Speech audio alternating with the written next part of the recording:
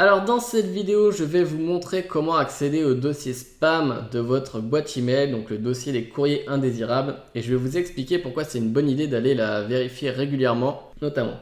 Donc quand vous recevez un email, Google applique tout un algorithme de filtrage et il peut décider qu'un email ou non est un courrier indésirable. Donc si jamais Google décide que l'email que vous recevez est un courrier indésirable, il va l'envoyer dans le dossier spam, donc le dossier des courriers indésirables. Donc pour accéder au dossier des courriers indésirables, il va falloir venir ici dans la partie de gauche. On va cliquer sur plus ici. Vous voyez que ça nous affiche certains éléments en plus. Et on a ici spam, donc le dossier spam. Donc vous cliquez dessus et vous allez afficher tous les emails que Google considère comme spam.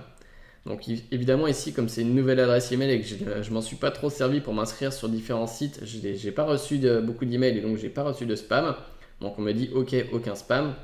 Et on m'indique aussi que les messages stockés dans le dossier spam pendant plus de 30 jours sont automatiquement supprimés. Donc Google fait automatiquement le nettoyage des messages qu'il considère comme étant du spam, comme étant indésirables. Donc je vais vous montrer ma boîte spam personnelle de mon email, de mon adresse email personnelle. Donc voilà, donc là j'ai pas mal d'emails, donc j'en ai 92. Et donc j'ai pas mal d'emails en anglais ou de sites que je ne connais même pas, qui m'envoient des emails avec des fausses informations ou avec de la publicité, etc. Donc comme je vous le disais, ça peut être important d'aller vérifier de temps en temps votre boîte de spam, puisque Google peut faire des erreurs quand il filtre les emails. Il se peut que par erreur, il envoie un email que vous ne considérez pas comme étant du spam, comme étant du courrier indésirable, mais qu'il l'envoie quand même dans le dossier spam. Donc par exemple ici j'avais trouvé un email, donc là par exemple Isaac, qui est donc une marque de vêtements, et il m'envoie de la publicité comme quoi j'ai 30% en moins sur des ventes privées. Donc ça peut être un email qui aurait pu m'intéresser si j'avais voulu par exemple acheter certains vêtements de leur marque à prix réduit, puisque je m'étais inscrit sur leur site et j'achète régulièrement chez eux.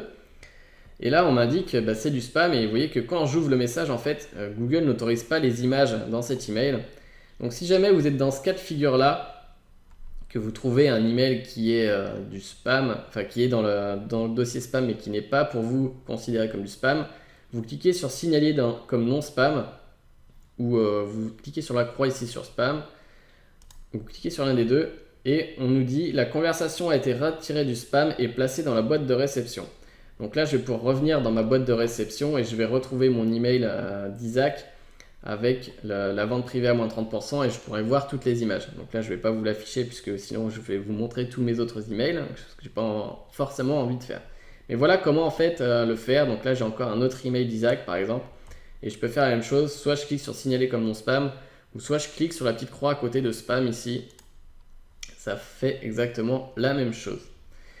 Alors, une autre raison d'aller voir votre boîte, votre dossier de spam, c'est par exemple si vous vous inscrivez sur un site web et ce site web vous indique qu'il vous a envoyé un email pour vérifier votre compte et qu'il va falloir cliquer sur un lien dans cet email pour finaliser la vérification de votre compte.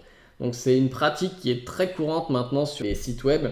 C'est pour éviter que les sites web n'inscrivent des faux comptes en fait qui ont été créés par des robots, par des algorithmes, par des programmes.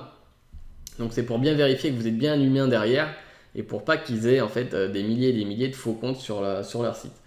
Donc si jamais vous vous inscrivez sur un site web et puis que vous allez vérifier votre boîte email, donc vous allez dans boîte de réception, vous ouvrez Gmail, voilà, et puis vous attendez 1 minute, 2 minutes, 3 minutes, vous rafraîchissez, vous rafraîchissez, vous rafraîchissez, vous voyez toujours pas l'email arriver, vous comprenez pas pourquoi vous n'avez pas l'email.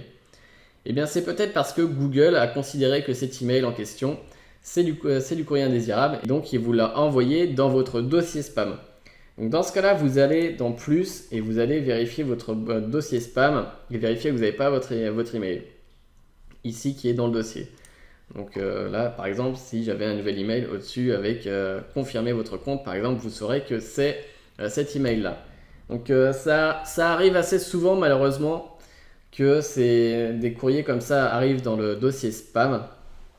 Donc n'hésitez pas à aller vérifier votre dossier spam. Voilà, si vous attendez 1 minute, 2 minutes et que vous voyez toujours pas l'email arriver, allez dans le dossier spam pour vérifier que vous n'avez pas l'email. Et si vous l'avez, vous cliquez dessus, vous cliquez sur signaler comme non spam pour le récupérer dans votre boîte de réception. Et comme ça, vous pourrez cliquer sur le lien à l'intérieur pour finaliser votre inscription sur le site web en question. Donc voilà comment utiliser le dossier spam et pourquoi c'est une bonne idée d'aller le vérifier de temps en temps. Donc vous n'êtes pas forcément obligé d'aller le vérifier tous les jours, mais voilà, toutes les semaines, une fois par semaine, ça peut être intéressant pour voir s'il n'y a pas quelques emails qui auraient pu être importants, qui ont été considérés comme spam. Voilà, on se retrouve dans la prochaine vidéo.